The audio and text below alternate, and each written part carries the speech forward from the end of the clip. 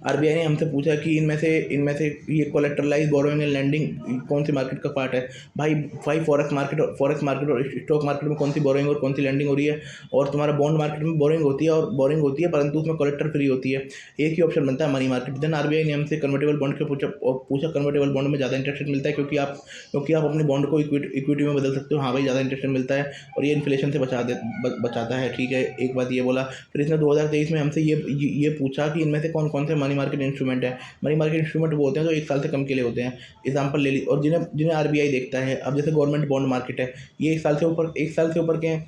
Stock market है, ये भी 1 साल से ऊपर का है। कॉल में तो मनी आ गया, कॉल करो पैसा ले लो। ट्रेजरी बिल में भी ये पता है 91 डेज से 91 डेज 182 डेज 364 डेज के लिए 1 साल से कम है। तो ये दोनों हो गए treasury bill and call money. उसके ऊपर यूपीएससी ने हमसे पूछा था कि भारत के जो इंडियन गवर्नमेंट की जो बॉन्ड यील्ड है उसको क्या क्या प्रभावित करता है।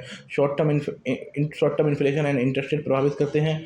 जो यूएस का फेडरल रिजर्व को एक्शन लेता है वो प्रभावित करता है। आरबीआई को एक्शन लेता है वो प्रभावित करता है। कोलेटरलाइज बोरिंग एंड लैंडिंग ऑब्लिगेशन वाले मनी मार्केट इंस्ट्रूमेंट, ये तो पता है। इसमें क्या होता था, ये इंट्रोड्यूस किया था क्लियरिंग कॉर्पोरेशन ऑफ इंडिया ने।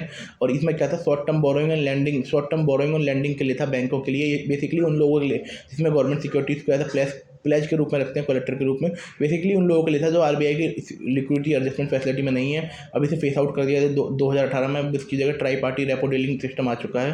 अब कॉल मनी होता है ओवरनाइट के लिए। नोटिस मनी होता है 2 दिन से 14 दिन के लिए। इसमें scheduled commercial bank, regional rural bank नहीं करेंगे, प्राइमरी को अर्बन कोऑपरेटिव बैंक करेंगे, पर लैंड डेवलपमेंट बैंक नहीं करेंगे, प्राइमरी डीलर कर लेंगे। ट्रेजरी बिल 1917 में शुरू किया था। 91 डेज 182 डेज 364 डेज के लिए होते हैं। शॉर्ट टर्म इंस्ट्रूमेंट है, डिस्काउंट रेट पे इशू होते हैं। सर्टिफिकेट ऑफ डिपॉजिट, ये नेगोशिएबल मनी मार्केट इंस्ट्रूमेंट है। इन्हें scheduled commercial bank and other financial institution issue करते हैं।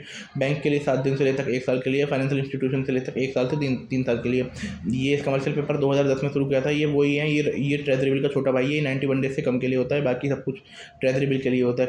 ये कैश मैनेजमेंट बिल। और ये मनी मार्केट फ्यूचर, ये कि भाई फ्यूचर के हिसाब से आप सौदा कर लेते हो। मनी मार्केट को आरबीआई देखता है और आरबीआई इसे कंट्रोल करता है मनी मार्केट को, रेपो रेट के थ्रू, रिवर्स रेपो रेट के थ्रू, सीएलआर के through, SLR banking regulation, CLR तुम्हारा उसके थ्रू, आरबीआई एक्ट के थ्रू। अब ठीक है, अब ये सिक्योर्ड ओवरनाइट रुपी रेट है। सिक्योर्ड ओवरनाइट रुपी रेट है, ये आरबीआई ने रिकमेंड किया था मीबोर कमेटी ने 2024 में। इसमें ये था कि सिक्योर ओवरनाइट ट्रांजिशन के लिए, स्पेशली मार्केट रेपो के लिए एंड ट्राई पार्टी रेपो के लिए, ये एक सिक्योर सेगमेंट है जिसमें 98% ओवरनाइट ट्रांजिशन इसी के द्वारा होती है।